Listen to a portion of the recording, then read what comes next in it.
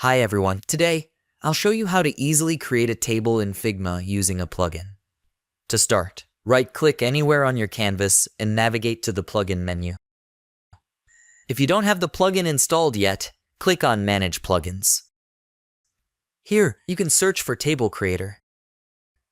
If it doesn't appear immediately, simply type Table Creator in the search field. After finding the Table Creator plugin, go ahead and install it. Once installed, right-click again, go to the Plugins menu, and select Table Creator. Then, click on Create Table. Now you can set the number of columns and rows manually. You also have the option to choose from preset configurations. I'll go ahead and select the setup I need. To change the table's colors, simply select the table and use the Fill option. For instance, if I want to make the fill a light gray, I'll adjust it accordingly.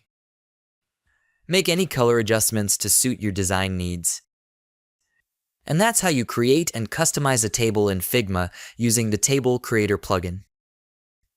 If you have any questions, feel free to leave a comment below. I hope you enjoyed these tips on how to create a table in Figma. This video is part of a playlist with more Figma tips. Check out the full web page design tutorial in the description below.